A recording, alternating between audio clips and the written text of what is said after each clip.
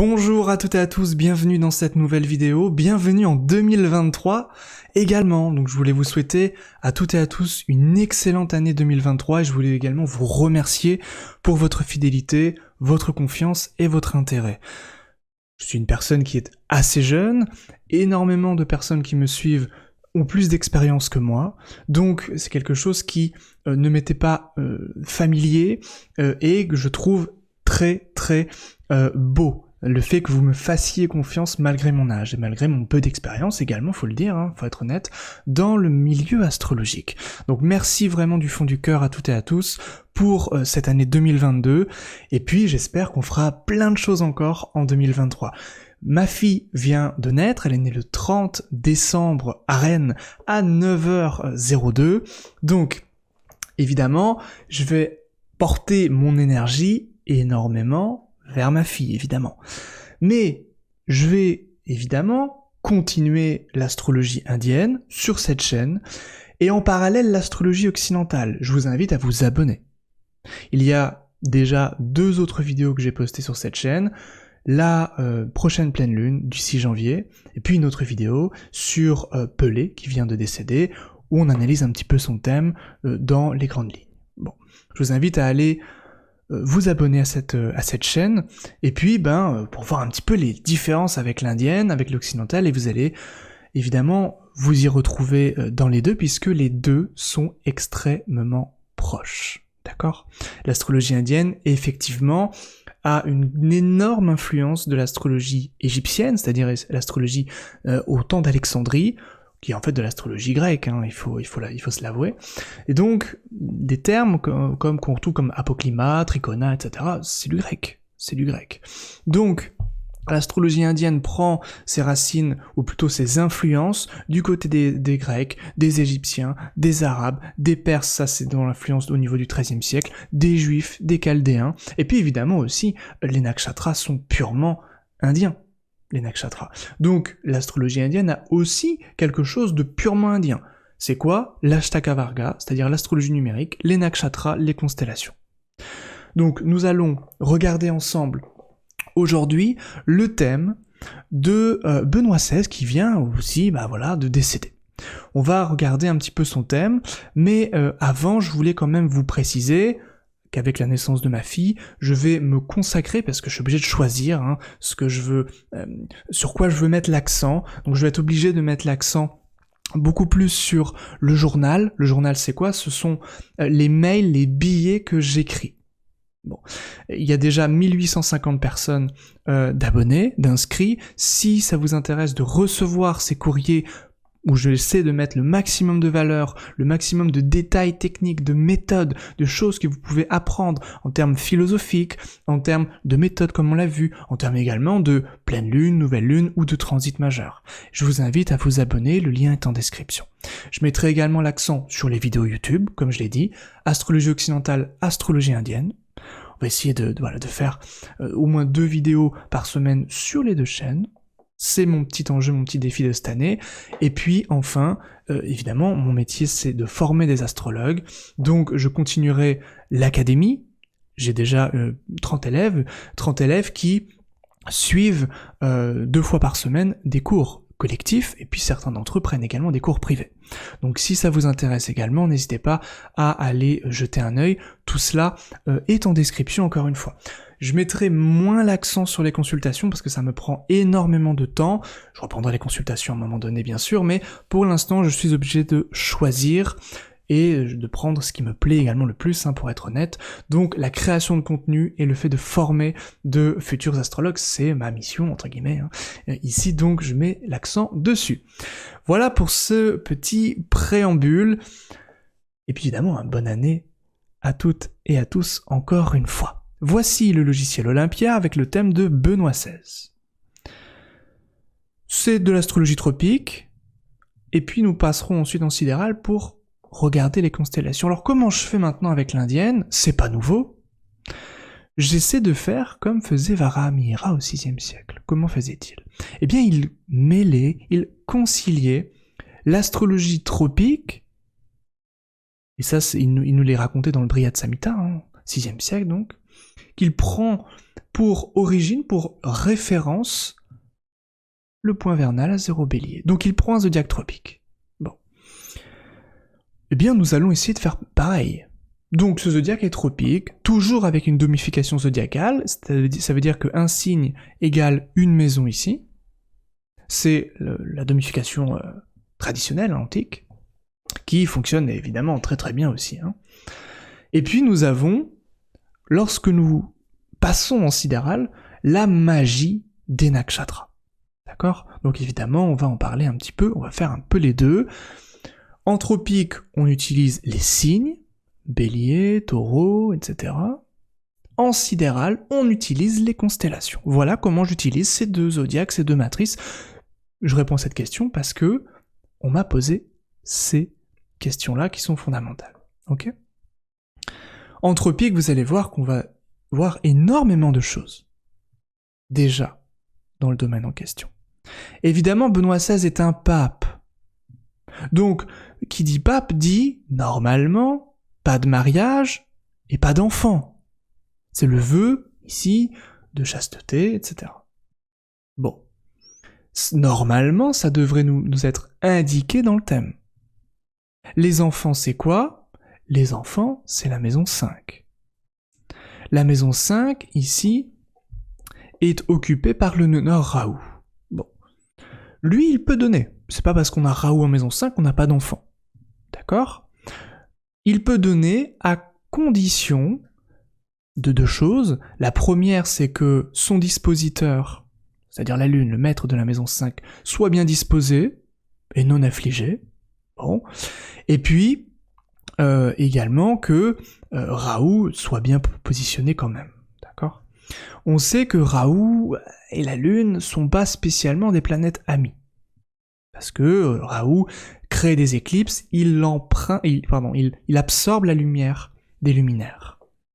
Donc Raoult déjà, bon, c'est pas ce qu'il y a de mieux dans le signe du Cancer. Raoult, il va prendre, on l'a vu, les teintes de la lune. La lune, elle est dans quelle maison ? Elle est dans la maison 8.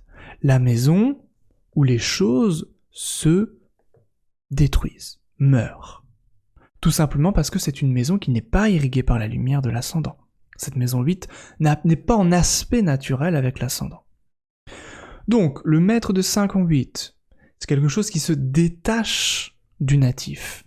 Avec le nœud nord, il y a comme quelque chose d'obscur, de confus dans cette maison 5. Okay ? Donc déjà, là on a deux choses qui viennent quand même nous renseigner sur une indication qu'il n'y a pas de naissance d'enfant. Alors, il faudrait également, puisqu'en astrologie indienne, on ne se limite jamais au simple thème natal, il faudrait également considérer deux autres thèmes, le D9, qui est ce petit thème en bas à gauche, petit carré en bas à gauche, juste en dessous de moi, et regarder, par exemple, Jupiter. D'accord ? Jupiter qui est le significateur général des enfants. Il est en chute, avec Ketu. Ketu a tendance à détruire. D'accord ? Tendance à enlever. Bon. Un petit peu comme la maison 8, si vous voulez. Donc, nécessairement, là, ça fait plusieurs facteurs qui viennent confirmer notre hypothèse de pas d'enfant. Et puis, évidemment, on pourrait regarder, jeter un œil dans le D7. Le D7, c'est le zoom sur les enfants. D'accord ? Donc ici, alors je vais pas vous le montrer parce qu'il faudrait que je change de fenêtre, mais en gros, Jupiter se retrouve également en chute. Jupiter qui est le significateur général des enfants. Significateur universel, comme disent les Grecs ou les anciens, occidentaux, et le Karaka, comme disent les traités classiques indiens. Donc quand c'est comme ça, eh bien on se rend compte effectivement que voilà, beaucoup de choses viennent contredire les effets de la maison 5, c'est-à-dire reliés aux enfants. D'accord ? Évidemment, on pourrait également jeter un œil sur la maison 5 du D9, qui est marquée par Mars. Ici, donc nous voyons juste dans le thème en bas, l'ascendant en Sagittaire, Mars, maître de 5, en maison 7, bon, qui n'est pas la meilleure des maisons pour l'enfant en réalité, mais bon, ça va, mais surtout il est affligé par Saturne. Saturne qui sépare naturellement, qui enlève naturellement. Donc voilà, plusieurs facteurs qui viennent nous renseigner, confirmer notre hypothèse de départ. Le maître de 5 est en maison 8, ça ne suffirait pas à trancher la question. Il faut que d'autres choses aillent dans ce sens. Et nous voyons que, effectivement, le maître de 5 dans le D9 est avec Saturne, que Jupiter est en chute avec Ketu, et c'est également vrai dans le D7, ce Jupiter est en chute. Ok ? Bien. Voilà pour les enfants. Normalement, on devrait avoir la même chose pour le mariage. Le mariage, c'est la maison 7. Bon. Le maître de la maison 7, puisqu'il n'y a pas de planète en 7, c'est Mercure. Mercure, donc vous voyez que je n'utilise pas les nakshatras, simplement les signes ici. Mercure est maître de 7 et il est dans quel état céleste ? En chute. La planète en chute, nous disent les textes arabes, sont comme des hommes, des êtres humains, humiliés, et par réaction contre leur humiliation, vont tenter d'agir, et malheureusement, comme c'est pas leur domaine d'expertise, eh bien elles vont donner leurs défauts. Donc c'est quoi donner leurs défauts ? Ça veut dire avoir une difficulté pour donner les qualités de la maison, régie par la planète. Ici, Mercure est maître de 4 et maître de 7, le Mula Trikona, ça veut dire le domicile le plus puissant, c'est la maison 7, puisque c'est la Vierge. Et donc, la maison 7, donc la Vierge, va s'exprimer 2 fois plus puissamment que cette maison 4. Donc, nécessairement, Mercure va surtout être problématique pour cette maison 7. Ok ? Encore une fois, ça ne suffira pas. Là, c'est simplement notre hypothèse. Le D1, c'est-à-dire le thème natal, le grand carré que vous voyez ici, c'est simplement les promesses du thème. C'est l'hypothèse de départ. Et ensuite, il faut que cette hypothèse soit validée par d'autres thèmes. Ou d'autres transits, soit actualisée par d'autres transits, ou des thèmes. C'est-à-dire les divisions. Parce que la maison 7 pourrait aussi nous renseigner sur autre chose, sur comment je marque le monde, sur les voyages lointains. Maison 1, c'est ici et maintenant, la maison 7, c'est là-bas, c'est au loin. Et c'est le futur, c'est pour ça qu'on marque le monde en maison 7. Beaucoup de gens célèbres sont marqués par la maison 7. Ou de gens qui ont marqué le monde, les gens célèbres sont marqués par la maison 7. Adolf Hitler, pour ne citer que lui, malheureusement, a marqué le monde, il a un amas planétaire en maison 7 avec des planètes très puissantes, dont une planète en domicile, Mars, et une planète en exaltation, le Soleil. Donc ça marque puissamment, et de manière violente le monde. La maison 7, on l'oublie souvent, ça veut dire ça. Donc voilà, la maison 7 peut nous renseigner sur plein de choses, des associations, des collaborations, mais aussi le mariage. Donc comment on peut trancher cela ? Grâce aux divisions zodiacales. Et les divisions zodiacales, dont le D9 fait partie, ça tombe bien, le D9 qui est le thème juste en bas, juste en dessous de moi. Le significateur général dans ce D9 des relations, c'est Vénus. Vénus est dans quel état ? En chute. Donc, cette planète est humiliée, ce qui signifie qu'elle ne donnera pas non plus. Vous voyez que dans ce D9, qui nous renseignera sur les relations, vous avez plusieurs planètes en chute. Vénus, significatrice générale des relations amoureuses, du mariage, de l'amour. Mercure, ici, qui peut nous renseigner aussi sur la manière dont on exprime l'amour, dont on communique sur l'amour. Et Jupiter, qui peut nous renseigner sur les enfants, sur la création, sur justement le lien officiel du mariage. Vénus, relation, Jupiter, lien officiel. Ce qui est signé, acté, par le notaire, notamment. Donc, ces planètes-là sont défaillantes. Ce qui ne veut pas forcément dire que le natif est malheureux. On distingue bien les deux. C'est pas parce que vous avez des planètes en chute que vous êtes forcément malheureux, ou que forcément vous devez travailler sur ces planètes. Si vous êtes un moine ou un pape, vous n'en avez cure des vous n'en avez que faire, vraiment, des relations amoureuses, des enfants. Ça fait pas partie de votre vie, de votre dharma. Comme on dit en Inde, de votre vocation. Donc, on va pas du tout dire à un pape, écoutez, là vous avez beaucoup de planètes en chute, faudrait travailler ces planètes. Non. Il faut oublier un petit peu cette vision qu'on a en Occident de l'évolution, d'une soi-disant évolution spirituelle. Ça n'existe pas. Ça ne fonctionne pas comme ça. D'accord ? Évidemment, si le natif en souffre, là, on mettra en place des remèdes, on mettra en place des petites choses qui pourront l'aider. Des thèmes d'élection qu'on appelle muhurta. Des petites choses comme ça. Mais si le natif, tout va bien dans sa vie parce que c'est ce qu'il veut. Évidemment, on respecte ça. Et on n'a pas à agir sur ça, on n'a rien à dire sur ça. Donc, ça c'est pour les gens qui consultent un petit peu, d'accord ? C'est important, c'est très important. Bon, on revient un petit peu au mariage. Nous avons Saturne et Mars dans la maison 7, évidemment, c'est pas les meilleures planètes en termes de mariage, en termes de relations. Parce que ce sont des planètes maléfiques, tamasiques comme on dit, c'est-à-dire qui créent de la destruction. Saturne sépare, Mars également, crée des divorces, des conflits, etc. Ok, alors on peut aussi, évidemment, nous se renseigner sur le maître de 1, qui est encore une fois Jupiter, qui se retrouve en chute avec Ketu, donc il signera l'absence de mariage. Ok ? On peut aussi, c'est vrai, aller un petit peu plus loin, puisque le D9 ne renseigne pas seulement sur le mariage avec un être humain, mais aussi avec le mariage avec Dieu. Donc si le maître de 1 est en relation avec une planète divine, Soleil, Ketu, notamment, ou Jupiter, si le maître de 1 est différent de Jupiter, alors le natif pourrait embrasser une vocation religieuse. Jupiter est avec quelle planète ? Ketu. Donc là, on est bien dans cette optique, dans cette idée-là.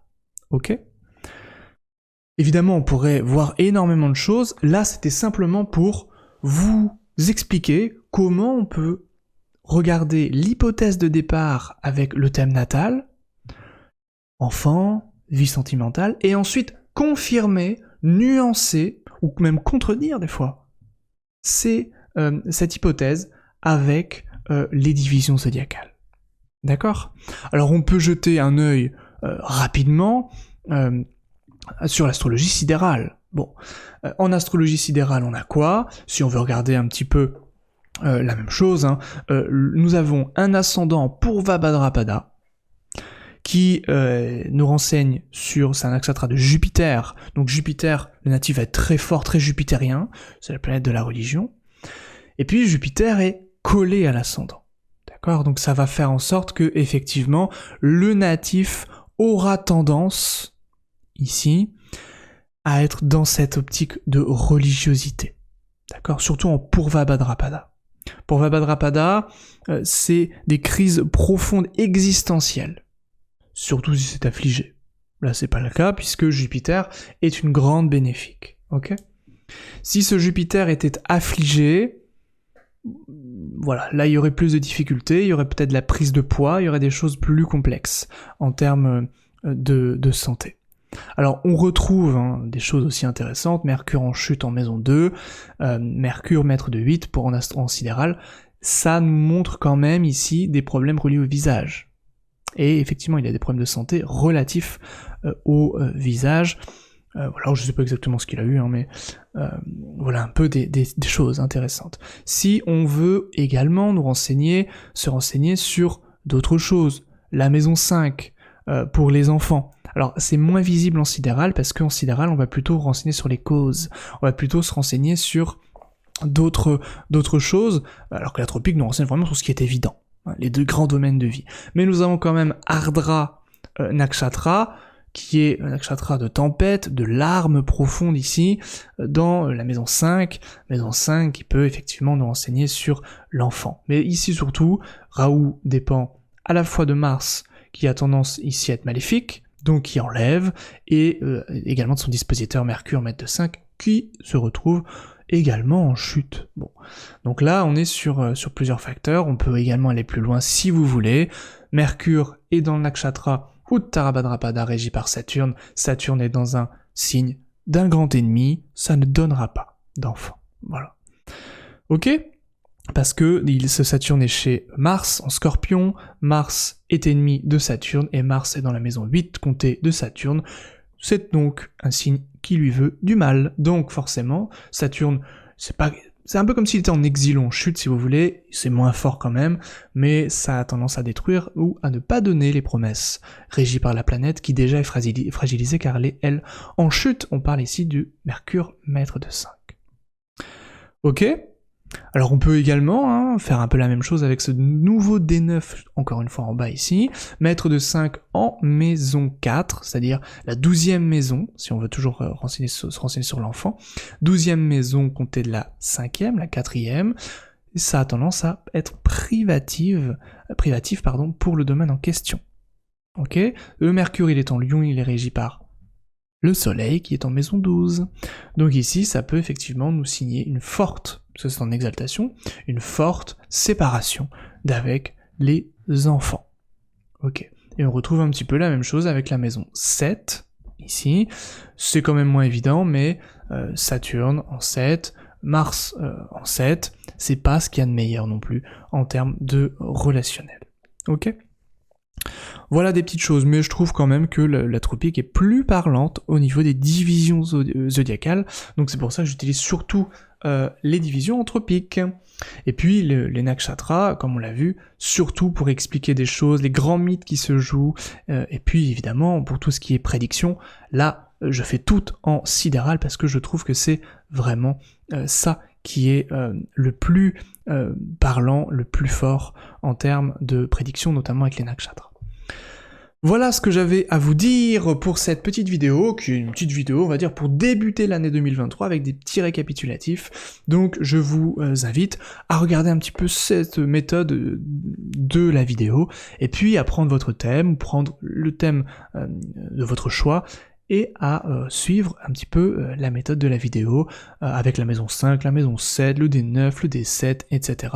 Les significateurs généraux, et puis peut-être à passer en sidéral si ça vous intéresse d'alterner entre tropique et sidéral, ou alors vous faites tout en sidéral si c'est plus simple pour vous.